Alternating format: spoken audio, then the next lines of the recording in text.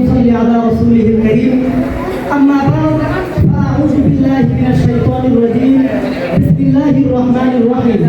والبدن جعلناها لكم من شعائر الله لكم فيها خير فاذكروا اسم الله عليها صواب فإذا وجبت جنوبها فكلوا منها وأطعموا القانع والمعتر كذلك سخرناها لكم لعلكم تشكرون.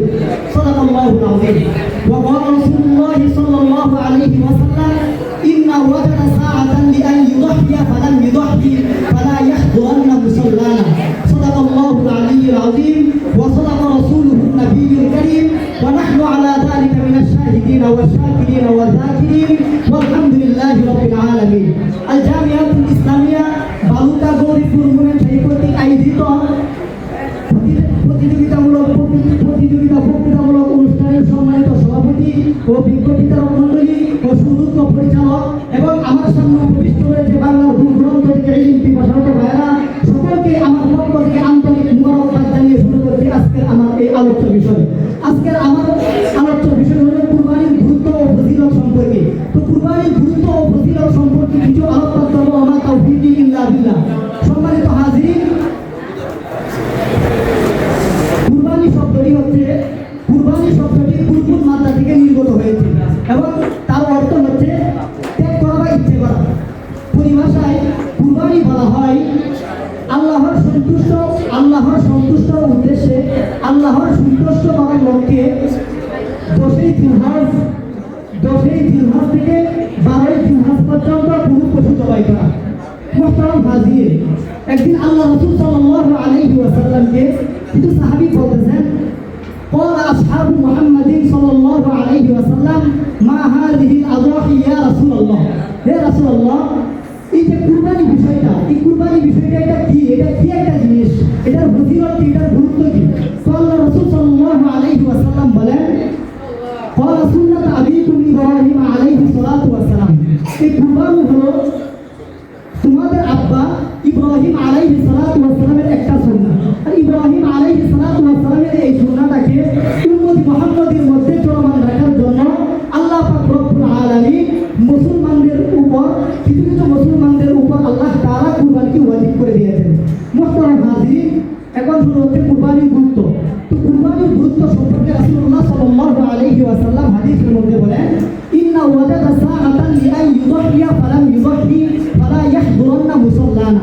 রাসূলুল্লাহ সাল্লাল্লাহু আলাইহি ওয়াসাল্লাম বলেন, যে ব্যক্তির সামর্থ্য থাকা সত্ত্বেও যদি সে কুরবানি না করে তাহলে ওই সমস্ত ব্যক্তিরা যেন আমাদের ঈদগাহের মধ্যে না আসে। দেখেন, যদি কুরবানির গুরুত্ব নাই থাকতো তাহলে রাসূল সাল্লাল্লাহু আলাইহি ওয়াসাল্লাম এত বড় একটা কথা বলতেন না। শুধু তাই নয়, রাসূলুল্লাহ সাল্লাল্লাহু আলাইহি ওয়াসাল্লামের 23 বছর জীবনের মধ্যে তিনি মক্কায় কাটাইছেন 13 বছর, মদিনায় কাটাইছেন 10 বছর। তো মদিনায় যে 10 বছর কাটাইছেন, সেই 10 বছরের মধ্যে তিনি প্রত্যেক বছরই কুরবানি করেছেন। কুরবানির গুরুত্ব আছে বিধায় কিন্তু রাসূলুল্লাহ সাল্লাল্লাহু আলাইহি ওয়াসাল্লাম প্রত্যেক বছরে তিনি কুরবানি করতেন। তো রাসূলুল্লাহ সাল্লাল্লাহু আলাইহি ওয়াসাল্লাম যে জায়গার মধ্যে তিনি প্রত্যেক বছর কুরবানি করতেন, এর থেকে বেশি গুরুত্ব আমাদের কি প্রয়োজন পড়ে? মুহতারাম হাজির, এখন আছে ফজিলত। কুরবানির ফজিলত কি? তো কুরবানির ফজিলত হচ্ছে যে ব্যক্তি যে পশুটাকে জবাই করবে, সেই পশু শরীরে যেই পরিমাণ লুম আছে, সেই পশুর লুমের সমপরিমাণ নাকি আল্লাহ তাআলা ওই ব্যক্তির আমলনামার মধ্যে দেওয়া হবে। মুহতারাম হাজিরিন, রাসূলুল্লাহ সাল্লাল্লাহু আলাইহি ওয়াসাল্লামের অন্য এক হাদিসের মধ্যে বলেন, ফাতেমা রাদিয়াল্লাহু তাআলা আনহাকে বলেন, তো ফাতেমা, তুমি যে কুরবানি করো, এই কুরবানির ফজিলত কি তুমি জানো? তো রাসূলুল্লাহ সাল্লাল্লাহু আলাইহি ওয়াসাল্লাম বলেন, কুরবানির ফজিলত হচ্ছে যে পশুটাকে তুমি জবাই করবে, সেই পশুর রক্তের ফুটা জমিনে পড়ার আগেই আল্লাহ তাআলা তোমার জীবনের সমস্ত গুনাহগুলোকে মাফ করে দিবেন। মুহতারাম হাজিরিন, আল্লাহ পাক রব্বুল আলামিন কুরআনের মধ্যে বলেন, ওয়াল বুদরা জাআলনাহা লাকুম মিন শাআইরিল্লাহি লাকুম ফিহা খায়র ফাযকুরু ইসমাল্লাহি আলাইহা সাওয়াব ফাইযা ওয়াজাবাত জুনুবুহা ফাকুলু মিনহা ওয়া আত'ইমুল কানি'a ওয়াল মু'তার কাযালিকা সাখখারনাহা লাকুম লাআল্লাকুম তাশকুরুন। এবং গরুকে আমি তোমাদের জন্য আল্লাহর নিদর্শন সমূহের মধ্যে অন্তর্ভুক্ত করেছি, অর্থাৎ এতে তোমাদের জন্য উপকৃত হয়েছে।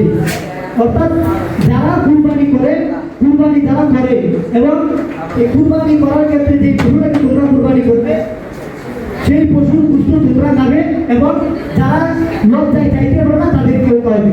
আল্লাহ পাক রব্বুল আলামিন যেই কথাগুলো বলছি সেই কথাগুলো বোঝার মতো তৌফিক দান করুন। সকলে বলেন আমিন ওয়া আখিরু দাওয়ানা আলহামদুলিল্লাহি রাব্বিল আলামিন।